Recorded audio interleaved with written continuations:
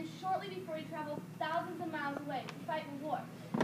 I think back to the time between our marriage and when he left. We were both scared but said nothing.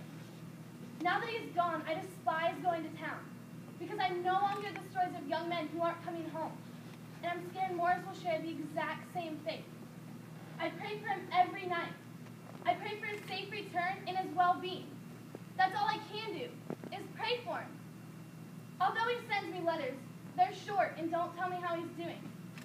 Some tell long stories of the things he and his men do in the little free time they have. Others tell the long nights with no sleep. One told of when an unknown soldier handed him a poem and said he was going to need it to survive the war. The first two stanzas are all I can remember. Out of the night that covers me, black as a pit from pole to pole, I thank whatever gods may be from my unconquerable soul.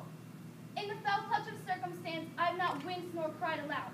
Under the bludgeoning of chance, my head is bloody, but unbound. Perhaps this poem isn't physically saving his life, but rather it is a reminder to him that he's in God's reach at all times. Why would a man choose Morris out of all the other men walking off that boat with him?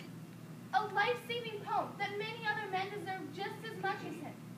I thank God every day now, knowing that my husband has a poem from an unknown soldier, a poem that's helping him survive the war. This story isn't over. It is just the beginning. My great-grandmother Louise was a soldier's wife, and I imagine this is what her diary may have sounded like. Can you imagine getting married, and then a short time later, your husband gets shipped thousands of miles away? Her strength and her courage during this difficult time inspire her daughters, who had to go through the same exact thing when their husbands went to Vietnam. Her granddaughter, when her husband went to Afghanistan.